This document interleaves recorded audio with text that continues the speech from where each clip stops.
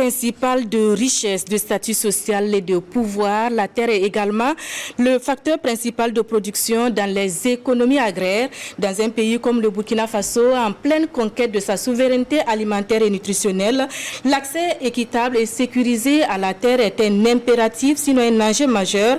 Et ce plateau s'inscrit sur la liste des activités de plaidoyer sur la question. Quelle est la situation des inégalités d'accès à la terre au Burkina? Quelles sont les couches sociales les plus touchées? Que disent les textes en la matière? Quel impact sur la production? Autant de questions qui seront abordées au cours de cette émission. La première d'une série portée par la Fédération nationale des industries de l'agroalimentaire et de la transformation du Burkina Faso, chef de file du consortium des acteurs non étatiques actifs dans le secteur agricole. Pour le premier sujet, la problématique d'accès à la terre et à la sécurisation foncière, j'ai le plaisir de recevoir sur ce plateau M. Aïdara Sawadogo. Il est le chef de service d'appui à la gestion de l'espace rural à la direction générale du foncier, de la formation et de l'organisation du monde rural à DG FOMER. Laurent Domwe, président du conseil d'administration de la Confédération paysanne du Faso. Roland Belem Lilga, chef de service des opérations de mutation involontaire à la direction des affaires domaniales et foncières. Et Blaise Bama, coordonnateur de la plateforme multi-acteurs sur le foncier. Nous sommes également en compagnie d'un public qui pourra intervenir d'un moment à l'autre. Ensemble, donc, nous allons tenter de cerner les enjeux, les défis de l'accès à la terre et la sécurisation foncière. Bonsoir et merci d'être avec nous, chers invités. Pour commencer, alors quel enjeu de la question foncière pour le développement du secteur agricole? Je commence par vous, Monsieur Domwe. Ok, merci. Bonsoir à tous. L'accès à la terre de la sécurisation foncière, c'est une question centrale, très préoccupante à notre niveau. Qui parle de production doit nécessairement parler de la ressource terre. Et au niveau de la Confédération paysanne, en lien avec notre plan stratégique, nous avons même mis l'accent sur l'axe 1, qui est vraiment l'accès et la sécurisation des terres pour les jeunes et les femmes. Parce que ce sont les couches qui sont vraiment vulnérables dans nos communautés, dans nos familles, qui peinent à avoir vraiment des portions de terres sécurisées. L'accès, c'est un problème, et encore plus, sa sécurisation. Donc, c'est un conseil réel qui fait vraiment que nous avons mis ça dans nos priorités pour vraiment travailler à remonter les défis.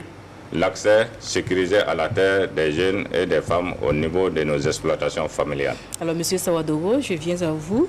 Quelle est la situation actuelle de l'accès à la terre au Burkina Faso? Est-ce qu'il y a des chiffres en la matière?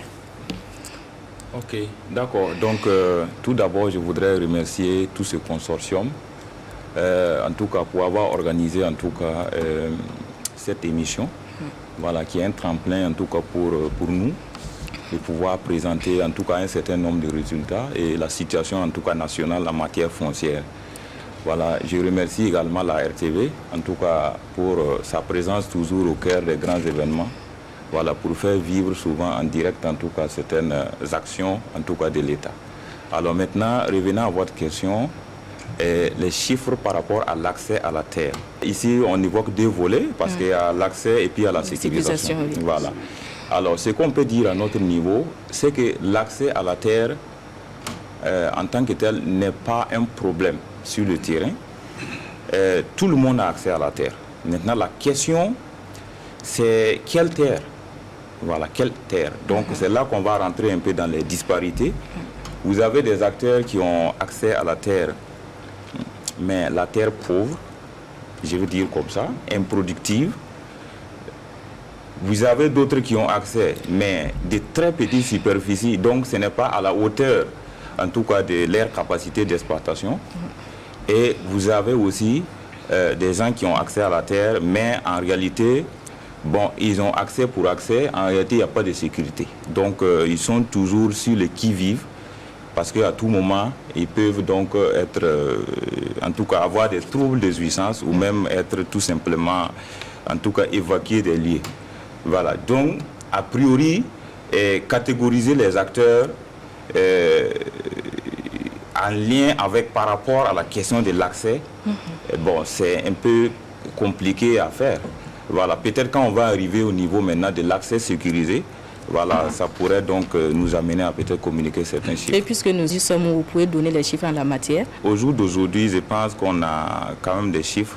Quand vous prenez par exemple, je vais en tout cas rester focus, je le précise, sur le rural, parce que c'est là-bas qu'on intervient beaucoup. Voilà. Donc on a aujourd'hui environ 36 000, en tout cas, attestations de possession foncière que nous avons pu, foncière rurale bien évidemment, que nous avons pu collecter. Donc qui représente autour de 30 000 à 40 000 hectares, en tout cas sécurisés. Et dans ça, il y a bien évidemment des disparités en fonction de là où on se trouve. Dans l'application des textes, les communes n'ont pas le même niveau. Donc il y a des communes qui ont dévancé d'autres. Donc ce qui fait que, en tout cas dans ces communes, les chiffres sont beaucoup plus élevés. Voilà, par rapport à d'autres qui sont toujours à la traîne et qui peut-être en leur sein n'ont même pas une seule APFR. Donc il y a des disparités, en tout cas par rapport aux communes. Il y a aussi, selon qu'on soit homme ou femme, voilà, il y a des disparités, bien évidemment. Il y a beaucoup plus d'attestations, en tout cas au profit des hommes, voilà, qu'au profit des femmes. Maintenant, par rapport à la question des jeunes aussi, c'est la même chose. Voilà, ce que nous avons pu collecter, en tout cas, il y a beaucoup plus en fait de terres qui appartiennent à des chefs de famille d'un certain âge. Voilà, donc au regard même en fait du profil donc, de notre agriculture, vous savez qu'on a des exploitants familiaux, on a des entrepreneurs. Maintenant pour les exploitants familiaux, généralement, c'est le chef de famille en même temps que le chef d'exploitation. Donc s'il y a APFR à faire, systématiquement c'est en son nom. Voilà. Alors, Monsieur Belem Lilga, les chiffres que Monsieur Sawadogo vient d'avancer, est-ce qu'à votre niveau, c'est le même constat? Oui. Merci bien, Madame. Avant de répondre à la question, je tenais effectivement à préciser que le ministère de l'Économie et des Finances, effectivement, a pour rôle d'accompagner justement les populations et l'État dans la délivrance des titres et la sécurisation. Et pour ce faire, elle a une direction centrale, une direction, la Direction générale des impôts, qui, à travers la Direction des affaires domaniales et foncières, accompagne, n'est-ce pas, à l'élaboration et à l'application de la législation domaniale et foncière.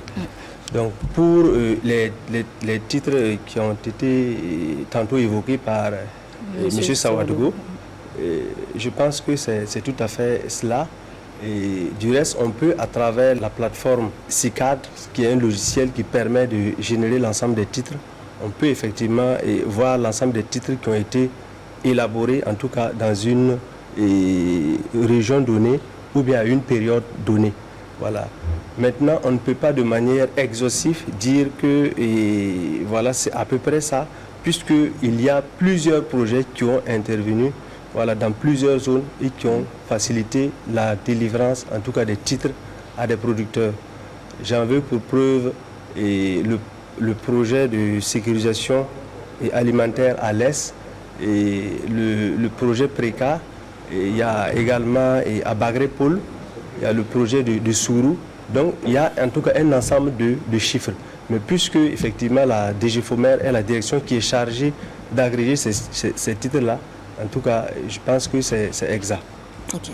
Alors, Monsieur Bama, comment est-ce que la gestion foncière peut-elle être une opportunité pour le développement durable au Burkina Faso? Merci. Pour commencer, je vais dire que la plateforme multi-acteurs sur le foncier, c'est vraiment une coalition qui regroupe une diversité d'acteurs, comme on le dit. On y trouve des acteurs de la société civile, des instituts de recherche, des acteurs du secteur privé et des organisations paysannes. Alors, notre mission, c'est vraiment contribuer à l'amélioration de la gouvernance foncière au Burkina Faso à travers la promotion et la mise en œuvre effective des politiques et des lois sur le foncier, dans le sens, bien sûr, d'assurer la sécurité alimentaire, parce que c'est de ça qu'il s'agit au Burkina, et la lutte aujourd'hui, c'est ça. Alors, pour nous, la gouvernance foncière, c'est le fondement de tout.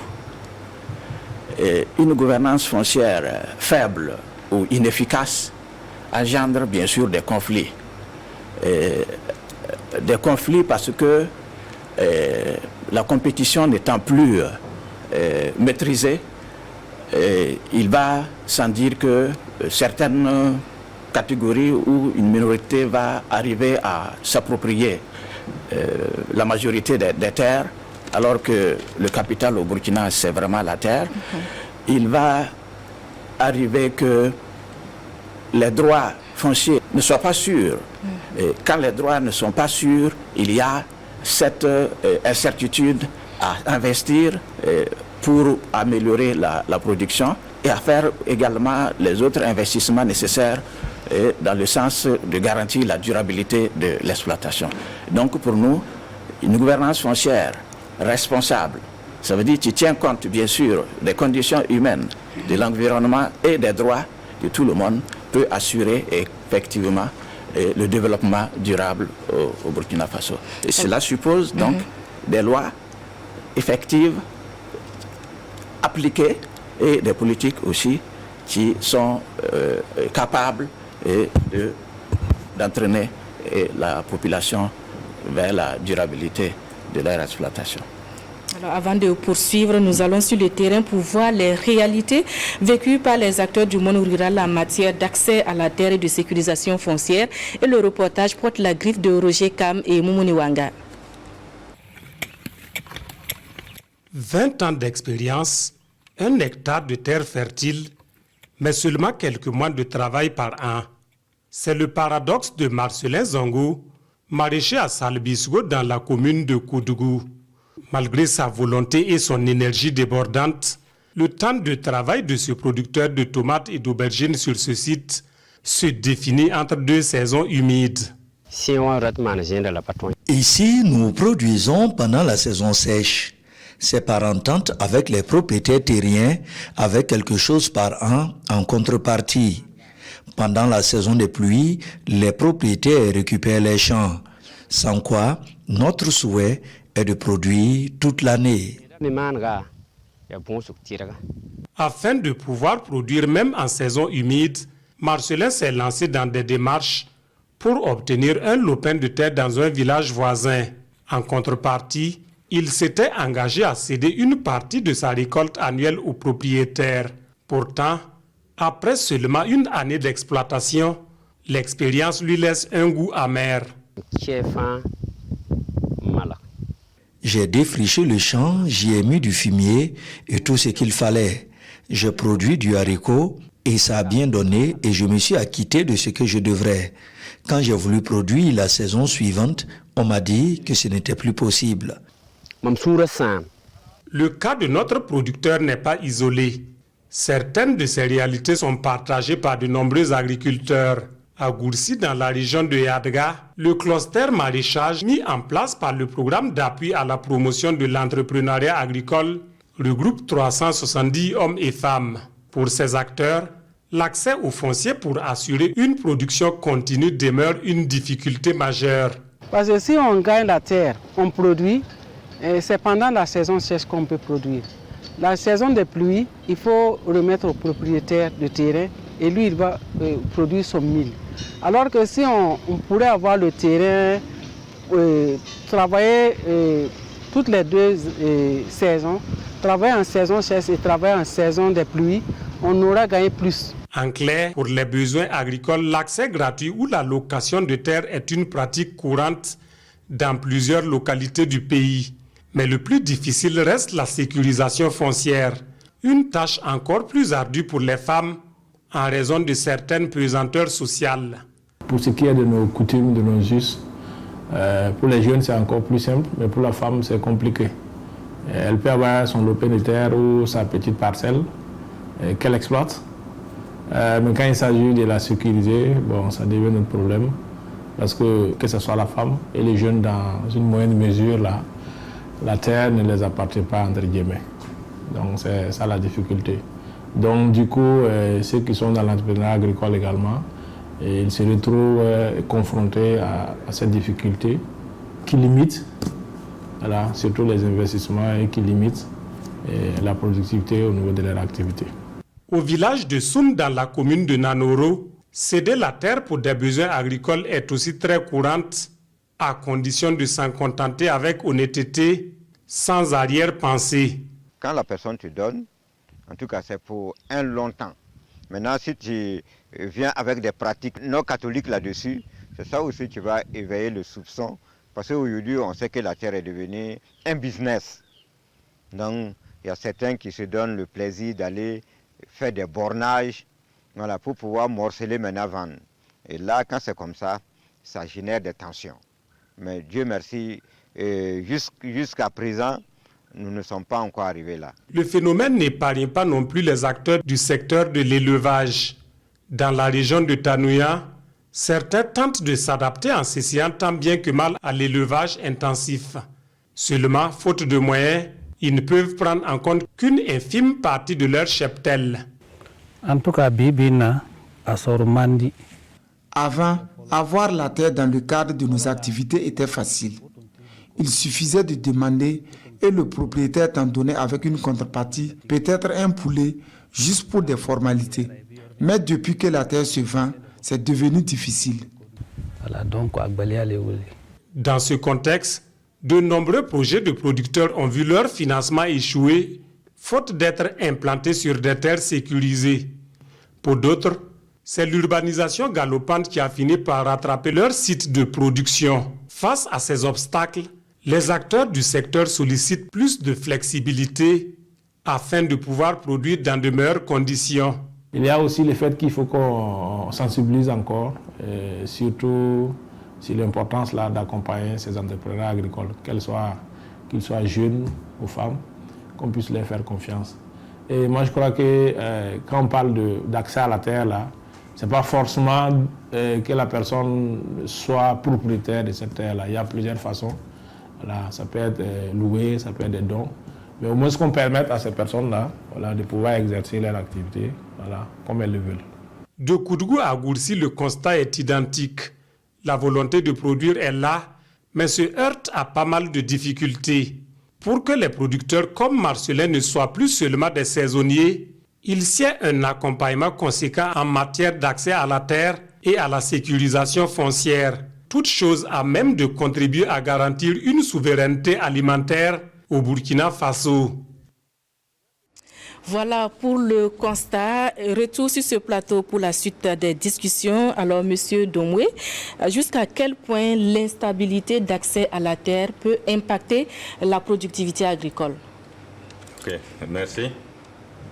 On est tous unanimes là-dessus que le constat est réel. Parce que sur le terrain, c'est le vécu.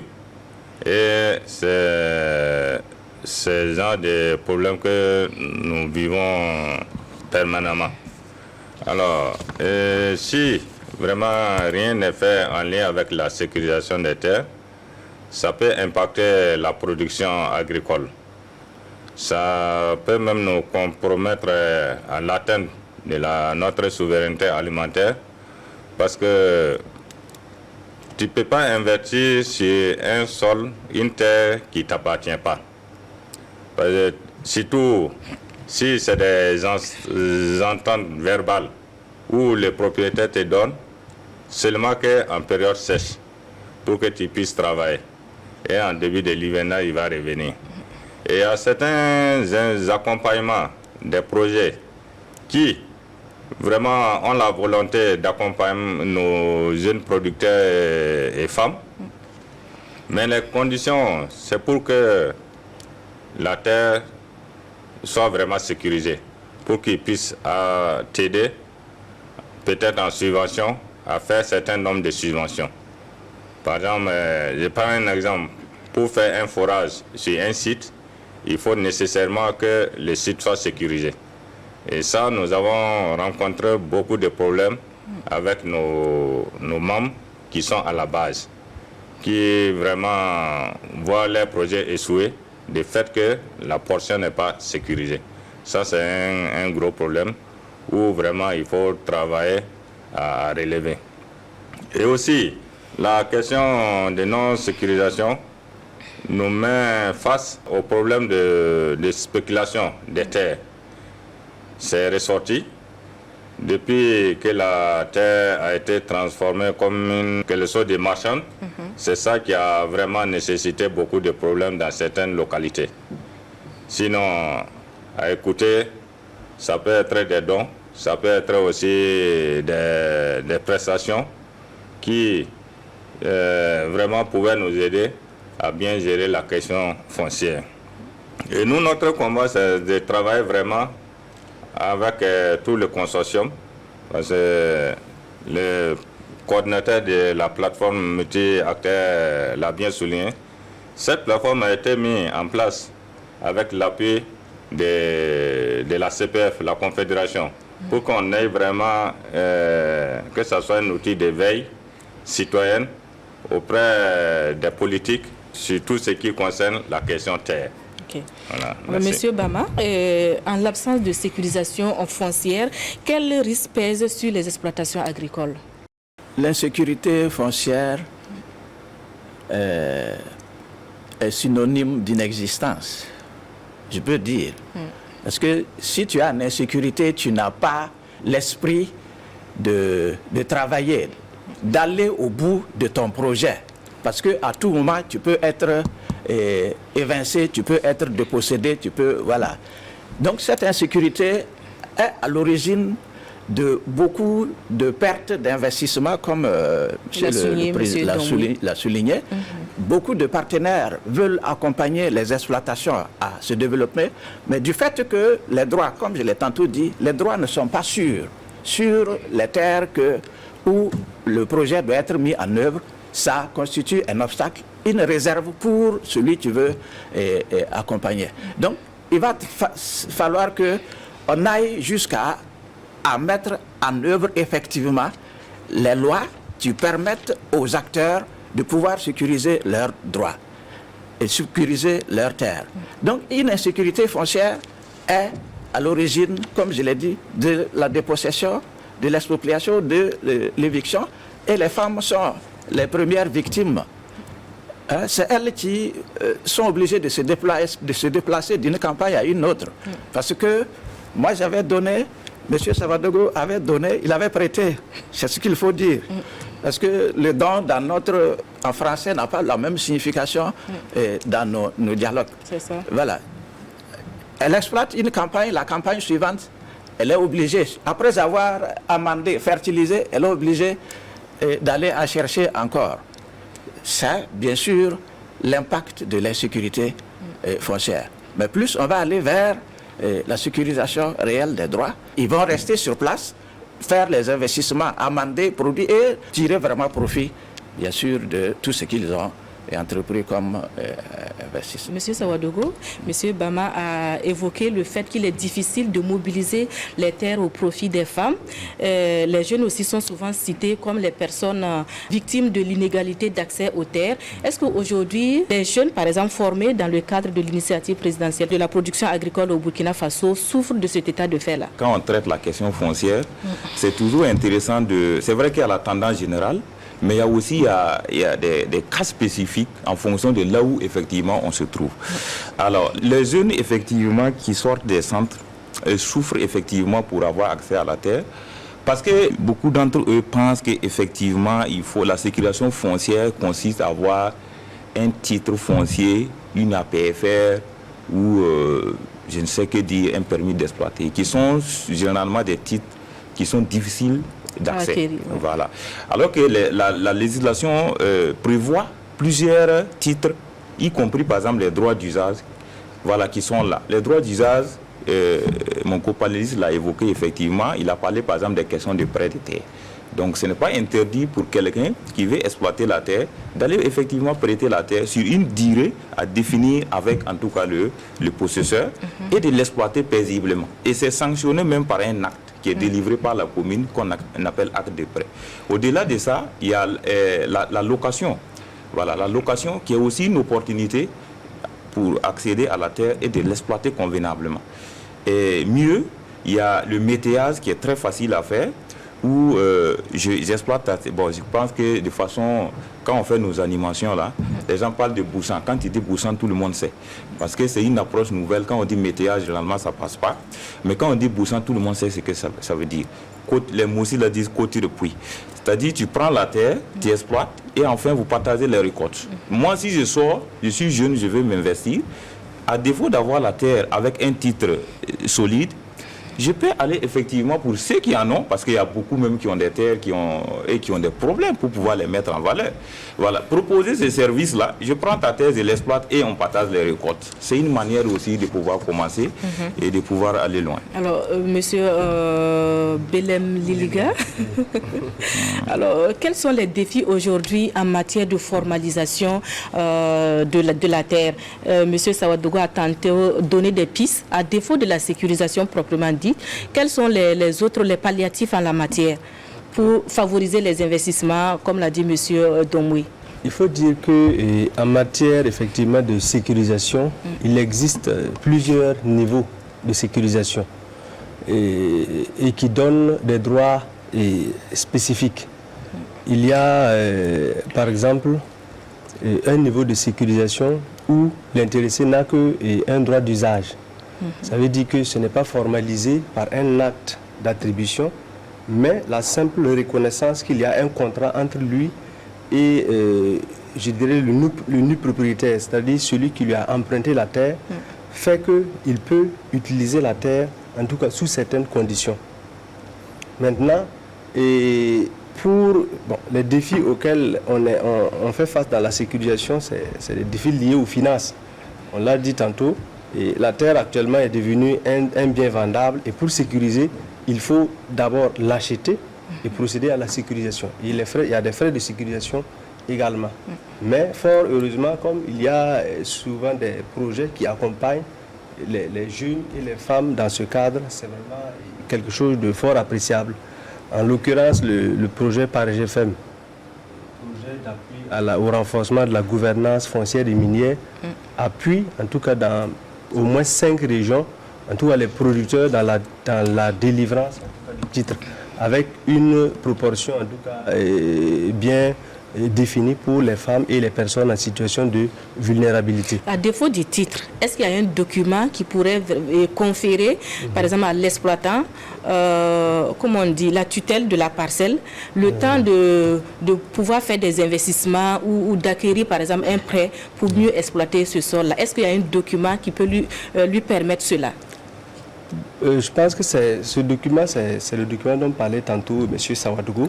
Au niveau de la mairie, il y a des actes que vous pouvez faire de manière formelle, mais bon, ce n'est pas encore un titre d'occupation. Je sais que le problème de terre est pendant depuis des années au Burkina Faso et cela favorise souvent les conflits entre éleveurs et agriculteurs. Monsieur Domwe, alors comment est-ce que vous vivez cela sur le terrain? Je vais parler d'abord de l'APSFER. L'APSFER, c'est le document dont nous, les producteurs, on peut gagner facilement. Parce qu'il y a d'autres, ça c'est un peu difficile de les acquérir, par exemple les titres fonciers et autres. Mais l'APSFER, c'est un document légal. L'APSFER, ça veut dire? C'est l'attestation de possession foncière. Voilà. Donc, rural. Donc, c'est un document légal qui vraiment sécurise les droits fonciers et ruraux. Alors, et en même temps, c'est une prévention contre les conflits. Parce que si tu as ton APSFER, là, tu peux investir sur ton terrain sans problème. Et aussi, ça minimise vraiment les risques de conflits. Et ça valorise aussi un développement local. Parce que là, ça répond en même temps à l'investissement de l'exploitant sur la parcelle, où il peut faire ses installations, ou bien amender bien sa parcelle, produire en quantité, et durant toute la période. Sur les 12 mois de l'année, tu peux investir vraiment sans gêne. Donc, pour répondre à la question, évidemment, la question de conflit est à plusieurs niveaux. Ça peut être entre à l'interne dans une famille ou bien inter-quartier. Ça existe. Et aussi en matière d'élevage et de producteurs, ça aussi ça peut naître. Parce que là, ça me permet d'avancer un peu sur un certain nombre de choses. Parce que quand on parle toujours de la sécurisation, les éleveurs aussi, dans certaines communes, ils ont des couloirs, des passages, ou aussi des sites même identifiés. Les zones pastorales, voilà, qui sont les zones souvent pastorales immatriculées. qui sont identifiées. Mais s'il n'y a pas un suivi vraiment régulier sur tous ces paramètres, ou bien des identifications très précis, un producteur peut s'installer à côté ou bien sur une piste même à bétail. Et là, nécessairement, un conflit peut se naître. Ou aussi l'éleveur aussi, en passant aussi dans les sites de production agricole, ça peut aussi être un conflit. Donc, c'est ces 2 ou 3 niveaux de conflit que nous vivons vraiment sur le terrain. L'État a prévu des lois en la matière. Alors, Monsieur Sawadogo, quels sont les textes existants en matière de sécurisation foncière au Burkina Faso? Il y en a plusieurs parce que je me rappelle en 2022-23 par là, on a fait un répertoire. Je crois qu'on était autour d'une dizaine de lois et chaque loi a un volet foncier. Voilà, c'est vrai que la tendance aujourd'hui c'est de diminuer ces textes-là. Voilà, parce que quand vous prenez déjà la loi majorée de ces textes réglementaires, les décrets, les arrêtés, les acteurs n'arrivent plus à se retrouver. Il faut aller fouiller, une dizaine, c'est quand même assez énorme pour maîtriser. Exactement. Voilà, mais les principales sont connues aujourd'hui. Les principales réformes sont lesquelles aujourd'hui? Voilà, vous avez par exemple la loi 015-2025 ALT, du 21 octobre 2025, portant donc réorganisation agraire et foncière, RAF tout court au Burkina Faso, qui traite de façon générale donc la question foncière au Burkina Faso, les questions de droit.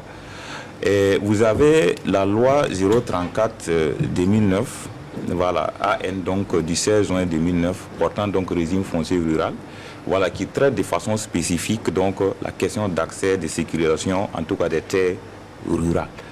Qui ont été clairement définis comme étant donc les terres qui sont donc dans les communes rurales et les terres qui sont dans les villages qui sont rattachés aux communes urbaines et qui sont effectivement destinées aux activités donc de production et de conservation.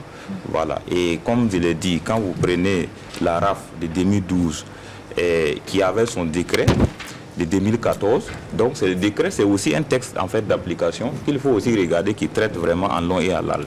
Et de l'autre côté, sur le foncier rural, vous avez une vingtaine aussi de décrets là-bas. À l'intérieur, vous avez des arrêtés, effectivement.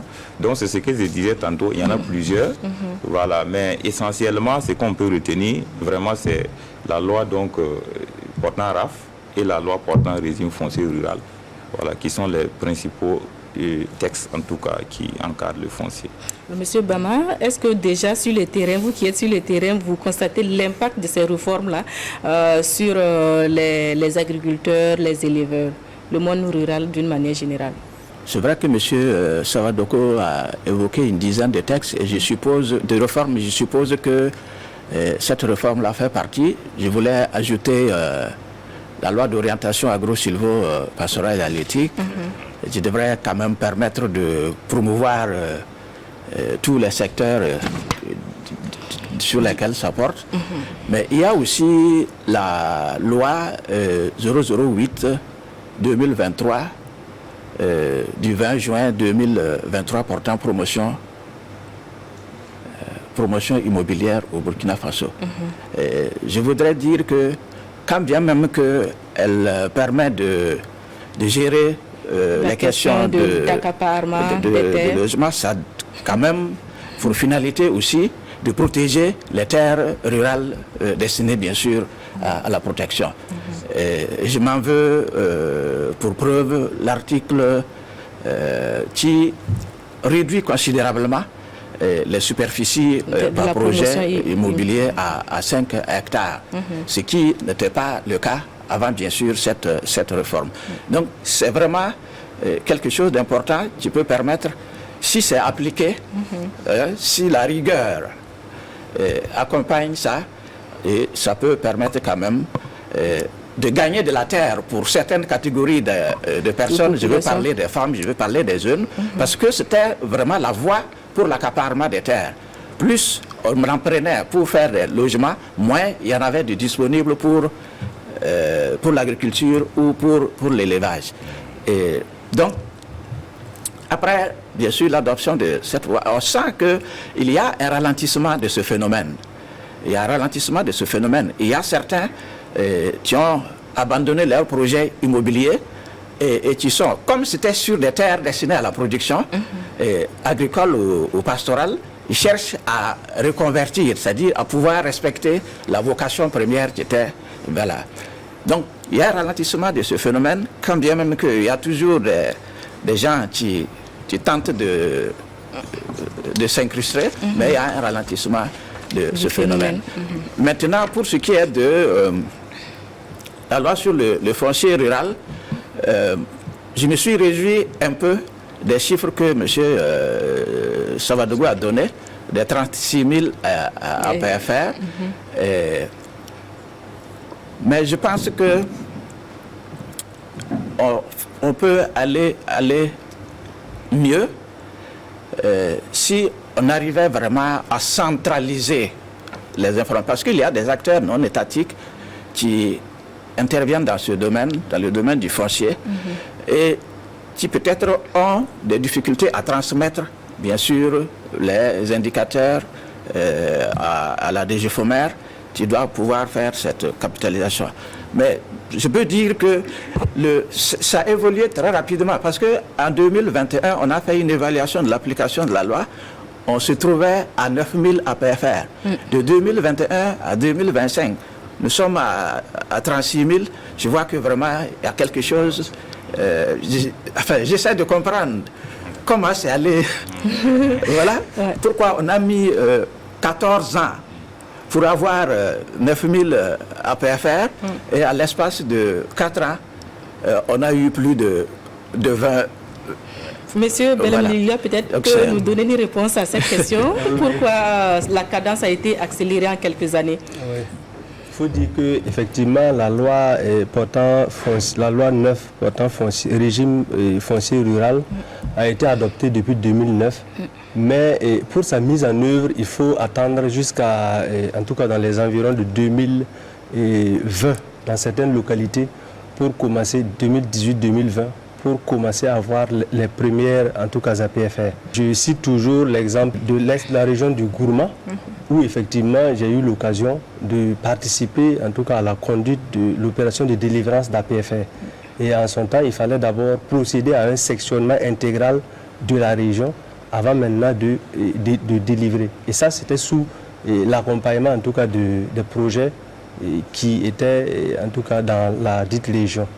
Voilà. Donc, c'est vraiment avec l'accompagnement des projets que nous avons cet accroissement de chiffres-là. Et je pense que dans les objectifs du PARGFM, c'est de délivrer près de 100 000 APFR en 5 ans. Et alors qu'actuellement, il reste au moins 2 ans. Il y a un mécanisme d'enregistrement systématique qui va être mis en place et qui va faciliter, en tout cas, la délivrance massive de ces titres-là.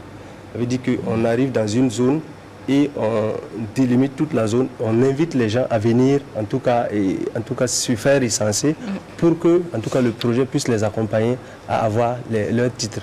Okay. Voilà. Monsieur Savadougou, vous veut réagir rapidement? Effectivement, j'apprécie très bien sa question parce que il y a un bond, il y a eu un grand bond qui a été effectivement réalisé en un temps. Et je voudrais préciser que, en fait, c'est très compliqué, dans notre contexte là, c'est très compliqué d'avoir une seule demande d'APFR que d'avoir l'APFR elle-même. Voilà, c'est pour dire quoi? Pour qu'une commune commence à enregistrer des demandes au niveau du service foncier rural, il y a un gros travail à faire. un gros travail. Sectionnement cadastral, équipement, recrutement du personnel, mise en place des structures, sensibilisation et information. Vous allez faire tout ça, vous pouvez faire 2 ans sans qu'il y ait une seule demande. Voilà, mais dès qu'il y a une demande... C'est-à-dire que les bénéficiaires ne voient pas l'intérêt. Exactement. Voilà. Peut-être qu'ils ne voient pas l'intérêt, mais au-delà de ça, il y a même qu'il y a beaucoup d'actions effectivement à réaliser.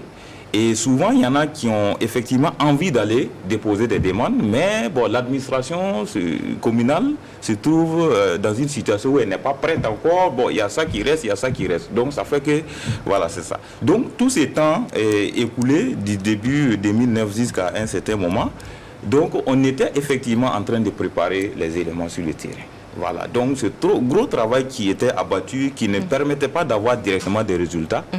Aujourd'hui, on a commencer maintenant à récolter en tout cas les fruits de ça. Voilà. Okay. Et j'ai effectivement donné, il a très bien précisé, en 2020-2021 par là, on a fait la deuxième évaluation effectivement de l'application de la loi sur le foncier rural. On avait des chiffres qui étaient bien en deçà de ça. Alors, dans les 36 000, vous allez trouver les PV qui ont été effectivement délivrés, PV de constatation de position foncière, qui ont été délivrés au temps des PFR Ganzourou, qui aujourd'hui représentent des APFR, puisqu'il y a un décret qui a été pris qui dit que désormais ce sont des APFR. Ça fait environ 13 730. Bon, pour ne pas dire 13 730 exactement, selon les données que nous avons. Vous avez des APFR à la demande qui se chiffrent autour de 9 000 par là, comme il a dit. Mais vous avez des APFR qui ont été même subventionnés par l'État. C'est-à-dire l'État a injecté de l'argent dans des communes. Je prends le cas de, par exemple, la commune de Boudry, qui a bénéficié effectivement des ressources pour pouvoir, en tout cas, faciliter les paiements des différents droits qui restent. Voilà. Mais le plus gros bond a été réalisé avec effectivement le PARGFM, que mon copanéliste vient d'évoquer, voilà, qui a permis de décoincer tous ces dossiers qui étaient là. Voilà. Il y avait... Et entre juste en moins de 2 ans, il y a eu environ 12 000 APFR qu'on a pu délivrer. Mais en réalité, c'était des APFR, des dossiers qui étaient introduits, mais qui étaient dans l'administration.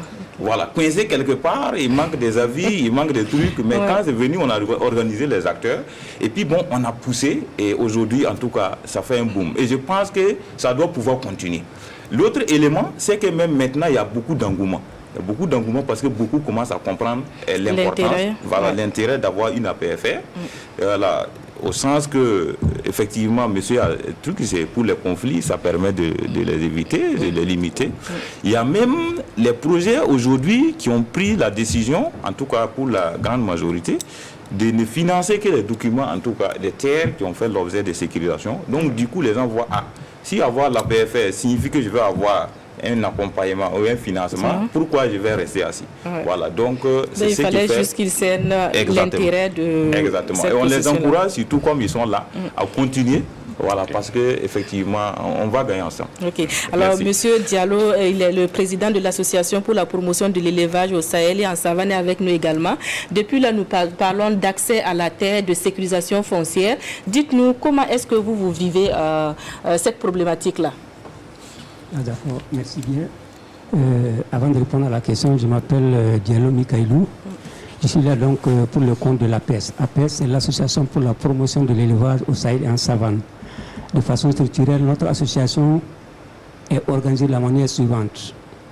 Nous avons le fait que c'est chapeauté par un conseil d'administration à l'échelle internationale, en dessous duquel il y a un secrétariat exécutif dont le siège est à Ouaga, au Burkina Faso ici. Et nous existons depuis une trentaine d'années à travers une dizaine de pays. Pour ce qui concerne le maillage de APES au niveau du Burkina Faso, nous sommes dans cette région qui correspond exactement à cette région administrative. Et à côté donc des bureaux nationaux de coordination, comme au Burkina Faso ici, nous avons notre bras technique qu'on appelle la cellule d'appui technique pour la mise en œuvre des activités. C'est donc une véritable opportunité pour nous d'être participants à cette tribune pour d'abord traiter de la question de la problématique du foncier. D'abord, ça nous permet en tout cas de donner un peu la réalité du terrain par rapport aux préoccupations des acteurs que nous sommes, des producteurs que nous sommes, qui, au-delà des discours, des lois, des textes et des rapports, des statistiques, nous avons l'opportunité de vous dire la réalité sur les préoccupations foncières sur le terrain, surtout de façon spécifique par rapport au sous-secteur de l'élevage. Ceci étant, pour peut-être être bref, je vais juste... oui, allez-y. Ok, je vais juste évoquer l'étude réalisée par l'Observation nationale de prévention et de gestion des conflits, qui nous révèle que en 2024, nous avons enregistré 1337 cas de conflits communautaires. C'est un message. Quand on dit conflit communautaire, c'est toute la typologie des conflits que nous avons connus au Burkina Faso ici. Et je peux me permettre donc d'évoquer 2 cas spécifiques de ces conflits-là, notamment les questions de conflits fonciers et les conflits entre agriculteurs et éleveurs, puisque c'est de ça aussi que nous sommes en train de parler. Alors, sur les 1337, 60% sont liés à des conflits fonciers. C'est pour dire combien la pression foncière est une réalité et qui nous interpelle tous. Et le deuxième qui suit, c'est 12% des conflits entre agriculteurs et éleveurs. Tellement il y a un lien entre l'accès à la sécurisation foncière et la sécurité même des humains que nous sommes. Voilà un peu ce que je voulais dire par rapport à ça. Puisque comme vous avez le micro, nous restons avec vous en même temps pour recueillir vos propositions et suggestions pour améliorer cette question d'accès à la terre et de sécurisation foncière. Justement, s'il y a des propositions, c'est en lien un peu les préoccupations que même les reporters nous ont révélées un peu, c'est juste un élément, mais ça traduit un peu la difficulté d'accès à la terre par rapport aux producteurs spécifiques du domaine de l'élevage. Pendant qu'on parle d'APFR pour les agriculteurs, les cultivateurs, l'accès à la terre est beaucoup plus spécifique par rapport à l'espace collectif commun qu'on définit généralement dans la loi comme étant des ressources partagées. Par rapport à l'élevage, on a beaucoup plus besoin d'espace collectif. On parle des zones de pâturage, des pistes à bétail, des aires de repli, des pistes, des couloirs pour les marchés et pour les mares, et ainsi de suite. Donc, parallèlement aux APFR qui peuvent être vraiment un sésame pour les producteurs agricoles, ce qui est beaucoup plus important pour les producteurs de l'élevage, c'est ce que la loi prévoit et encourage, même ce qu'on appelle les conventions collectives sur, les conventions sur les espaces de pâture au niveau des villages ou au niveau intervillageois. Ça aussi, la loi prévoit qu'on ait des titres qui garantissent cela. Ça, et deuxièmement, veiller à l'application du respect de ces espaces-là. Parce qu'en même temps que c'est l'État qui est peut-être garant de la loi et de sa mise en œuvre, ça doit être l'État aussi, malheureusement, qui par moment est le premier prédateur même, puisque c'est lui qui construit, c'est lui qui lotit, c'est lui qui peut-être utilise les pistes à bétail. Et qui doit appliquer cette même loi. Voilà, c'est donc une interpellation par rapport à cet aspect-là. Okay. Ouais. Merci, M. Diallo, pour votre contribution. Retour avec vous. Alors, nous sommes pratiquement, on tire vers la fin de cette émission. Alors, M. Domoué, que faut-il faire aujourd'hui vraiment? Quelles sont vos recommandations en matière d'accès à la terre et à la sécurisation foncière au Burkina? Avant d'aller aux recommandations, je profite de la tribune pour dire merci à nos autorités aujourd'hui, parce que la question en lien avec la réforme agraire et foncière, qui est vraiment un cadre juridique essentiel pour vraiment gérer la question des terres rurales. Alors, il y a eu, depuis l'élaboration de la loi, il y a eu une modification et il y a eu aussi la relecture qui est faite tout récemment. Alors, pourquoi je dis je salue les autorités? Parce que la Confédération paysanne et ses alliés, le consortium a été impliqué dans la relecture où ils nous avaient adressé une note pour recueillir nos points de vue sur cette réforme agraire. Alors, nous sommes des acteurs qui exploitent la terre, donc ils ont jugé nécessaire de nous associer pour avoir notre point de vue. Alors, c'était fait en consortium avec FIAV, la plateforme multi-acteurs, avec beaucoup plus d'ONG. Alors, où nous avons produit une note de proposition, et on était même invité à l'ALT pour une audition, où nous avons la note en main. Ils nous ont écoutés. On a expliqué de la manière vraiment nous avons produit la note et ça a été remis. Et ça, c'était le 19 mai 2025. Je me rappelle bien de cette date parce que ça a été vraiment une honneur accordé à nous, les producteurs, les acteurs du monde rural. Maintenant, en lien avec cette loi, nos recommandations, c'est de faire de sorte que la loi a été adoptée, mais maintenant, les décrets d'application, pour que ça s'ensure, pour que tout ce qui est dit soit vraiment une réalité. Si on arrive vraiment à les pratiquer comme tel qu'il est dit, ça viendra vraiment résoudre nos préoccupations. Parce que je ne vais pas revenir sur tout ce que nous avons dit dans la note, mais comme ça a été transmis et la loi a été votée, donc je suppose que toutes nos préoccupations ont été prises en compte. Okay. Voilà. Alors, M. Bama, M. Sawadogo a tantôt évoqué l'intérêt même de la sécurisation foncière pour les premiers bénéficiaires, que sont les exploitants agricoles et autres. Alors, vous qui êtes sur le terrain, qu'est-ce que vous faites ou quel engagement vous pourrez prendre pour améliorer cette situation-là et favoriser un accès plus sécurisé à la terre et au foncier? Alors, nous avons un rôle de renforcement des capacités des acteurs. Et ça voudrait dire qu'il faut accompagner les communautés et les producteurs à s'approprier la loi. Parce que moins tu connais la loi, moins tu connais tes droits, tu ne sais pas ce que la loi te confère comme droit, comment tu dois les protéger. Donc, c'est de travailler vraiment à ce que les acteurs au niveau local puissent connaître mieux la loi, mieux connaître leurs droits. Mais c'est aussi de plaider, comme je pense c'est l'objectif de cette émission, c'est que les autorités doivent aller jusqu'au bout de l'application de la loi sur le foncier rural. Alors, pour nous, jusque-là, cette loi, elle est mise en œuvre de façon sélective. Sélective parce qu'il y a des articles qui sont importants, mais qui sont marginalisés. L'article le plus marginalisé, c'est l'article 90. Et l'article 90 porte sur l'institution d'un fonds national de sécurisation foncière en milieu rural. Et ce fonds-là est dédié à la promotion et à la subvention des opérations de sécurisation foncière en milieu rural. Donc, notre recommandation, et sur laquelle nous insistons, c'est d'opérationnaliser ce fonds-là, parce que la loi l'a institué. La loi l'a institué, il faut aller jusqu'au bout de l'application de la loi.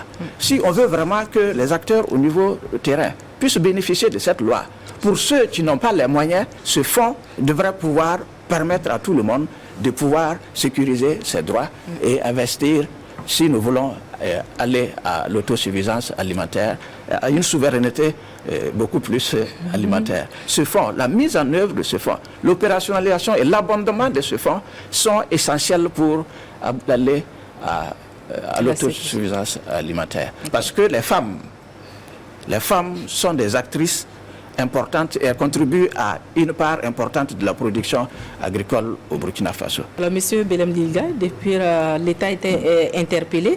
Aujourd'hui, quel est l'appel que vous avez à l'endroit des collectivités et même des exploitants agricoles en matière d'accès ou de sécurisation foncière au Burkina Faso? Effectivement, et votre question me permet effectivement de réagir par rapport à la recommandation qu'a formulée Monsieur Diallo. Voilà, à savoir effectivement la création de couloirs pour effectivement les passages des animaux, de couloirs collectifs.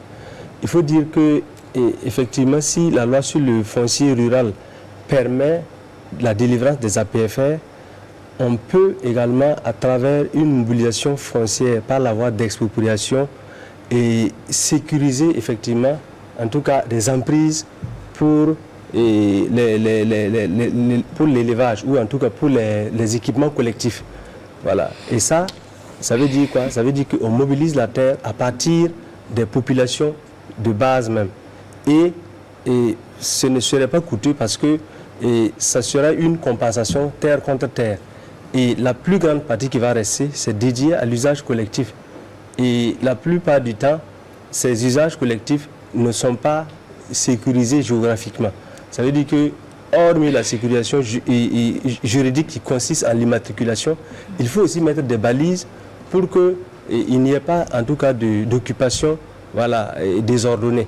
Voilà. Donc ça, c'est vraiment l'appel aussi qu'on lance à l'endroit des producteurs, c'est d'identifier des zones et de faire remonter leurs préoccupations par l'intermédiaire de plaidoiries à travers le ministère de tutelle qui peut saisir le ministre de l'économie et des finances pour aider à la sécurisation par la voie de l'expropriation pour cause d'utilité publique. C'est une cause d'utilité publique mais qui sert justement à la population de base. Voilà. Alors, M. Sawadogo, quel rôle doivent jouer, par exemple, les collectivités locales dans cette problématique d'accès à la terre? Ok. D'accord, merci bien. Mais si vous permettez, je voulais juste ajouter quelques éléments. Rapidement. Voilà, rapidement. Ok, donc par rapport à M. Diallo, effectivement, sa préoccupation, je voulais juste préciser que jusque-là, on a abordé que la PFR, donc, qui est délivrée sur les hautes terres, c'est-à-dire les terres qui appartiennent donc aux propriétaires terriens, comme on les appelle. Voilà, mais il y a eu beaucoup d'autres actions aussi qui ont été menées par l'État. Bon, qu'on n'a pas effectivement évoqué ici, en lien même avec l'agriculture toujours, mais aussi en lien avec l'élevage. Et par rapport à ces actions, j'ai quelques chiffres à donner. Quand vous prenez par exemple les périmètres aménagés, voilà, il y a eu plus de 16 000 hectares, en tout cas, qui ont été immatriculés. Voilà, aujourd'hui, quand vous prenez dans la zone du Sourou, vous avez le périmètre de Di qu'on a un peu plus de 2000 hectares. Vous avez Bagré, un peu plus de 8000 hectares. Vous avez Dourou, un peu plus de 800 hectares. Vous avez Banzon, un peu plus de 700 hectares. Vous avez, il y en a tellement. Il y a Zungu, il y a Tensobentenga, il y a Karfigela. Donc, tout ça là réuni, c'est un peu plus de 16 000 hectares qu'on a pu effectivement immatriculer. C'est vrai que les défis encore restent énormes, mais il y a eu quand même des efforts.